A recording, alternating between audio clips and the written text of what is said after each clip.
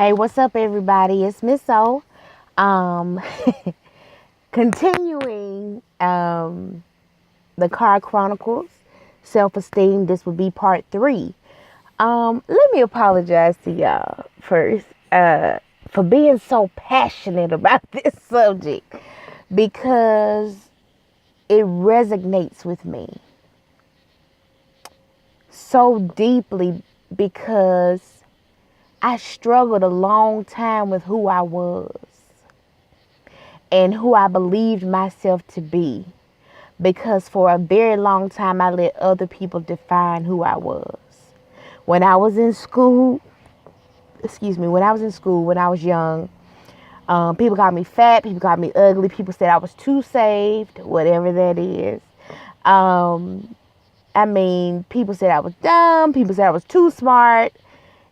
It was all kind of stuff that people said about me. And I internalized it and I dwelt on it daily, so much so till the point it got to where I started thinking about how I was going to kill people because they just made me feel like the lowest of the low in my mind. See, I didn't know then that nobody can make you feel like anything. You have to decide to choose to feel the way that they want you to feel. You have to choose to agree with what they call you. Tyler Perry said it best. He said, it's not what you called, it's what you answer to. So if somebody's calling you stupid and you say, huh, then that's what you are. Point blank, period. You know you're smart. You know you're intelligent. You may not be an expert in certain areas like other people, but what you know, you know. You know what I'm saying? Nobody can change that. In the last video, I left off talking about men and how they take care of women. Because first I started talking about women and how they take care of men. But now we were talking about men and how they take care of women. Because like I said, there's some sorry women out there looking for a handout, trying to make a quick buck. What can you give me? And then we want to complain that it ain't no good men out here. All the good men snatched up. Right here with raggedy women. Raggedy hands. The Dodgers, nothing. Around here wasting God's good air. Okay? And we got these men who want to pour their love out and make our women look better than what society has made us into, and care for us and be the head of their household and want a woman who would submit to them and let him run it. But nah, we can't do that. Some of us women are out here just milking it. And he ain't the only good one. You realize, you find out it's another good one doing the same thing that you doing for her. You ain't the only man in her life. Just like when we were talking about the flip side of it. When he drive your car, you ain't the only one in the passenger seat. Okay? Nothing but time on their hands. Time on my hands. Since you went to work, girl, I ain't got no plans. No. Boo-doo-doo-doo-doo-doo. That's what I'm talking about. Same thing with women. You around here ain't gonna work nowhere. This man done bought you a whole house and said, I'm gonna take care of you because you're my woman. You are a seed that God planted in my life, so I'm gonna take care of you. I'm gonna go out here, make the money, bring the check home and let you spend it. And what you do with it? Go get your hair done. Let the light bill lapse. He can't even come home and watch ESPN because you forgot to pay the cable bill. What was you thinking about? You ain't working nowhere. What was you thinking about? So we ain't just got the Section 8 abusers, the welfare abusers over here. And that's color neutral now. All of this that I'm talking about is color neutral. I've seen it. Both sides. Black and white. Orange, red, whatever. Color neutral. So we ain't just talking about that. We talking about those women who are in a relationship with a man and y'all in a house together. Y'all may be married, you may not be, but he is head of the household. And you around here wasting a good man. I ain't finna do that. I don't feel like washing dishes. I don't feel like it. He doing everything. I've witnessed this. You got a great man. You come home. You ain't had no long day. You just decided to go out shopping. You come home and it's rose petals and bath water ready for you. This man to work 8 hours. He can't even get a home cooked meal. He around here got to cook, clean, wash the kids, wait on you. I'm telling you, roles can be reversed. This is happening on both ends of the spectrum, people. We're doing all of this, catering to these people because we don't know our worth. There should be an equilibrium somewhere. For every action, there's a reaction. So I should be able to show you something. You should be able to show me something. Acts of service may not be your love language, but I should be able to feel at least 2 to 3 of my love languages fulfilled every day. Spend some time with me. If you can't work, clean up. Do what you can do. And stop sitting around telling your other half what you can't do. Well, you know I can't do that. Well, show me what you can do. Let me tell you something. It's been plenty of times I say in my marriage where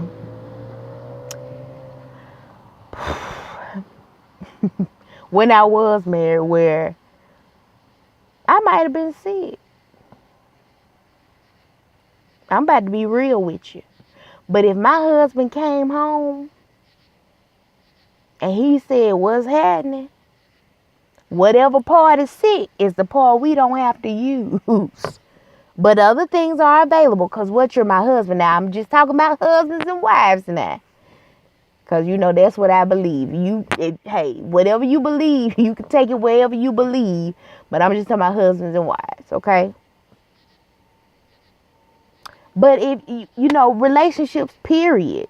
Girlfriend, boyfriend, shacking, husband, wife, whatever you want to call it. This applies across the board.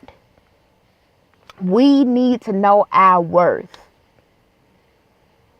And then another thing that pertains to our worth is what we answer to. So, you know, the B word. Somebody call you the B word. That ain't cute. It ain't supposed to be cute. If a man say, hey, B, come here. And you be like, huh? Me, you call me? Okay, then what? He called me over here, girl. He probably called somebody else over there 15 minutes ago. You didn't see it, though. She turned him down. But here you come with your self-worthless self. You ain't got no self-esteem. You just worried about somebody call me. Ooh, girl, he said I was fine. He said my tail was fat. Then for men, hey, you look good tonight. You smell good. You got that money, don't you? And you like, yeah, good. I got it. I'm here with it. I'm here for it. Come on now. You see that foolishness coming from a mile away if you know who you are, what you're worth. We just be settling, man, because we feel like we can't do no better. I'm going to tell y'all, when I met my husband, my ex-husband, I had low self-esteem, okay? I had a boyfriend at the time I met him. I had no problems getting a boyfriend or saying I was dating somebody, okay? I ain't had no problem with that. But I had low self-esteem because of what I went through in school. So I settled for a lot of stupidity, okay? My ex-husband was the first man to ever call me beautiful. So no matter what he did, I held on to that one thing, and that covered everything. Like the Bible said, love covers a multitude of sins. His multitudes were covered. Do you hear me? Because he called me beautiful. Now, my family probably could have laid that on me, before, but I ain't get it. I ain't hear it. It might have scattered across the top of my head and flew out the window. I don't know. But when this man said it to me, this boy said it to this newly turned 16-year-old, battered and bruised young girl, that was all I needed to hear. I'm beautiful? Do you know what that means? That's almost like winning an Oscar to somebody who doesn't know their worth. So you're willing to settle for anything because they gave you that one thing that you were looking for. That's not okay. You can do so much better. Because, yeah, they may be telling you you're beautiful, but however many other people that come around, they getting the same treatment. Because it's all about what I can get out of you. And then one thing that I know for a fact is, like, I think it's been scientifically proven. When you've had abuse in your life, it's almost like people can smell it coming off of you. So you automatically attract people who look to take over people who are weak, or people who are weak in that area. So if I can massage you into being what I want you to be by playing off of your hurt, then I'm going to do that. If I can smell the pheromones of you, oh, you ain't got no daddy. Your daddy left when you was young. Somebody raped you. Somebody molested you. I smell it. I smell it coming out for you. So what I'm going to do is I'm going to attach myself to you because you needy. All you looking for is somebody to love you. And I'm about to massage that right on into you taking care of me. I'm going to massage that right on into not doing nothing with my life because all you want is somebody to love you. All I did was give you for a moment what you were looking for. And I feel that void for you. And then if you don't know your worth, if you don't change your mindset, you feel like you're indebted to that person because they gave you something you never experienced. You feel like you owe them. You don't owe them nothing. The Bible tells us we owe no man anything but to love him. That's what we owe him. We don't owe no man nothing. Jesus paid it all. He got it. I don't owe you nothing. I don't owe you anything. But I owe it to myself to love me enough to see you coming. You can make a decision right now, today, to stop settling for nothing. Stop settling for less than what you're worth. Somebody loved you enough to die for you. Jesus said, hey, I could take myself off this cross right now. I ain't got to get hit with this cat of nine tails. He could have said, screw you. But he did not. He was thinking all these things in his mind because he prayed about it. He prayed until he prayed cried blood. He had blood coming from his forehead. He sweated blood. That's how hard of a decision it was for him. But he said, you know what? Even though I have all these things that I can do, Lord, I don't want to do it. But you know what? Let your will be done, because I'm looking at the joy that is set before me. You were his joy. He decided to die for you because you were worth more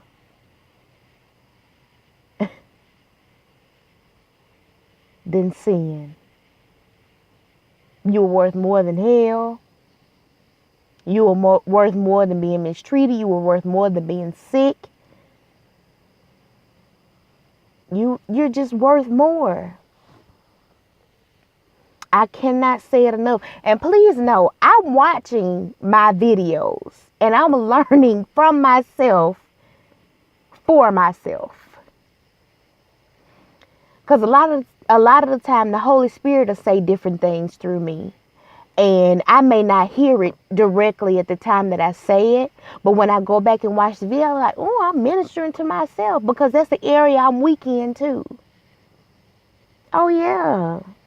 For a long time, I just wanted somebody to love me.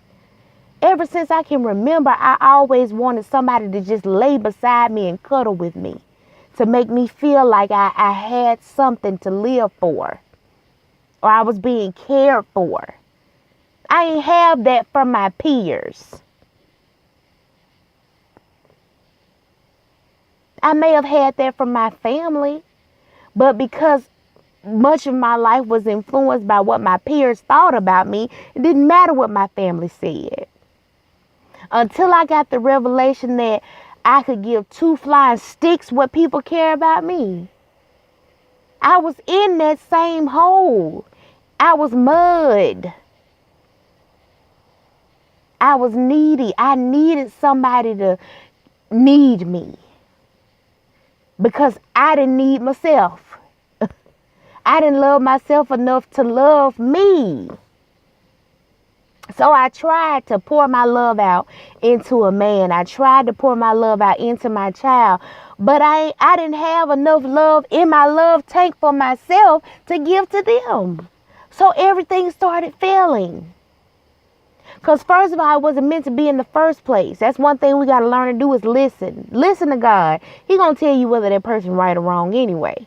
And then if you don't even believe in God, listen to yourself. When you go past a hot stove, yourself tells you, you know that's hot, don't touch it. And then the Bible says God reigns on the just as well as the unjust. So that lets me know he talks to people who don't believe in him as well. When you hear somebody say, something told me not to do that, what you think that something is? Ain't no mythical beings just walking around saying, you know what, I'm going to go tell them to do right. That's God. You can believe what you want to believe. You don't want to believe, that's fine, whatever. But I'm trying to tell you, he has a plan for your life. He loves you. He wants to show you and guide you and lead you in every direction and into all truth. And the truth is, you are your most important person. If you don't care about you first, nothing else matters. Things will fall around you because you don't have you together. Once you get you together, everything else will fall in place. Because once you get you together, once you start loving you, you'll want more for yourself. And you'll say, you know what?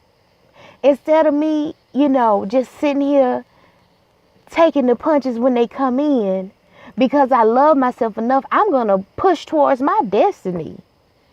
What is it that I love to do? Most of the time, what you love to do that you will do for free is what you are called to do, or what your purpose is in life. So once you start to make the connection between you and the love for yourself, everything else will fall in place. You ain't got to worry about hopping from job to job to see what you like, because you know who you are. So once you know who you are, you're able to say, you know what, I'm going to go ahead and pick this job right here, because this job will open up this door. And then once this door is open, I'm going to walk right on into my destiny. Whatever your destiny is. You may be a pastor. You may have been called to preach. But you scared of walking in your destiny because you don't know who you are. You may be a lawyer, but you scared to talk somebody down to convince a jury because you don't know your worth. You don't know you can do it. You can do it. You can do whatever you put your mind to. Now, I know that's kind of cliche. People say it all the time. But that is the absolute truth. Inventors out here making new stuff every day because they using their minds. We don't use our minds anymore. We let other people think for us. Men and women alike. We say we got it all together. We lying and be talking about, I know what I'm doing. You don't know nothing. It's okay to not know who you are right now. But it's not okay to not recognize it and try to do something different about it. Okay, now that we know that we have an issue with our self-worth, me, we're going to work on it. And like I said before, this is my opinion. This may not apply to you. If it doesn't, bravo. You on your way to doing something. But if this does apply to you, know that you can do it. I sat in a bubble in the dark, in a hole for a long time. So much so stress took over. It started affecting my health, started affecting the way that I thought about things, started affecting my relationship with my child.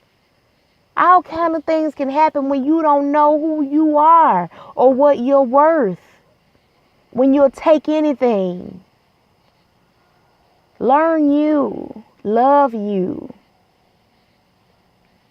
And once you get into that headspace, be prepared for things around you to change.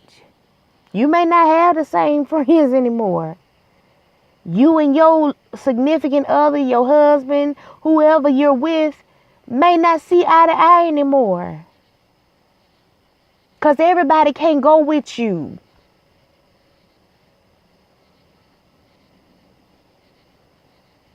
That's just like, with a ride. Maybe your friend too short. They can't get on the ride with you, but you going.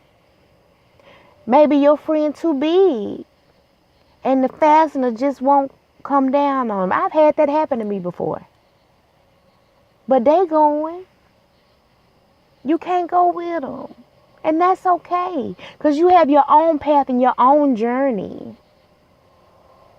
And it's okay to walk your own path. And even if you've been knowing them for a long time and y'all been together for years, you got more years in front of you than you do behind you. So don't think that you've wasted your time investing yourself with them. You know what I'm saying? Don't regret your time because you can learn from it. You can learn from your experience back there. Now you know what you will and won't take because you're getting to know yourself. Because you know you're worth more than that. Now when you see that situation present itself again, you won't go there. So no regrets. I'm happy and I'm moving forward. Because I got more years ahead of me than I do behind me. God is the redeemer of time. When we feel like we wasted time on things, sometimes that may be true. But God is the redeemer of time. So if you feel like it's too late to do so, that's not the case. God is not only the redeemer of time, he's the inventor of it. So all you got to ask him is say, Lord, you know what? That thing that you asked me to do before, I want to go ahead and do it now. And like I said, I ain't trying to make you believe if you don't believe. But it's a beautiful thing. Say, for instance, you got something in your hand and you mess it up. Isn't it awesome to be able to go to the Creator and say, hey, I messed this up. Can you fix it? And they fix it. The same with God. Hey, God, I messed this up. No problem. I got it. I'm the creator of it. I'll fix it. That's why he tells us to cast our cares on him. Because he can fix it. We be around here trying to do our own thing and live our own lives. And then we say, oh, we love the Lord. But he's not Lord of your life. Now, again, I'm not perfect. I'm not saying this because it's something I do. I live on a daily basis. Oh, I'm so holy. I'm so saved. No, that's not me at all. I'm working on this day by day. That's why I'm explaining to you about your self-worth, because I'm working on my self-worth, my self-esteem, getting myself to get out the hole and stay out the hole. Because it's something when you get down in there. And sometimes it can be a bottomless pit where you feel like you're continuing to fall. But let me tell you, that one time that your hand gets to grip a rock, hold on to it and climb your way on up out of there. It may be difficult because you might have to jump to the next rock. And it may be a slow climb, but you can do it. We can live a life that's a blessing to us, that's meant for us, that we feel successful in once we know our worth. We won't take ourselves and apply for any penny any job once we know our worth. We won't take ourselves and date anybody once we know our worth. We won't waste our time on foolishness once we know our worth. So, I'm off my tangent now about, self-esteem and about your worth. I just had to address this because our beautiful people are perishing for the lack of knowledge. A lot of us don't know that we don't know what we're worth. A lot of us don't know that we're in bad relationships or we're in bad situations. A lot of us don't know that because it's just what we're used to. It's what we've been taught. It's what we see on TV. It's what we see in real life. Real life people out here taking care of people they shouldn't be taking care of. Real life people out here living with people that beat them down. Verbally and physically. Real life people out here settling, getting married just because they older. Because they don't know they got more years ahead of them than they do behind them. We got people out here settling for a little penny ante career because we feel like in our minds we can't reach our dreams, our full potential. We got people out here thinking Jordan's going to be the way to go for the rest of their life. But when you turn 60 and you look back at how much you spend on Jordans and how much is in your 401k, if you even have one, you're going to think twice about that thing. And guess what? When you turn 60, hey, even now, Jordan ain't putting no money in your pocket. He ain't saying, oh, you bought my shoes? Let me write you a check. I ain't heard not one time that somebody bought some Jordans and Jordan said, thank you for buying my shoes. I'm going to give you something in return. All y'all doing is making that man more famous and more rich. That's it. And we do the same with other stuff too. Now, I'm not saying that I'm perfect. Now, I don't buy stuff that I want. And I don't go eat where I want. And I don't spend money recklessly sometimes. But I have learned what's worth it and what's not. I want to live a great life. I want you to live a great life. I want you to know how much I love you and how much I care and how much God loves you and how much He cares. We're going to do this thing. If you take the ride with me, we're going to be victorious. Remember, I love you and God does too.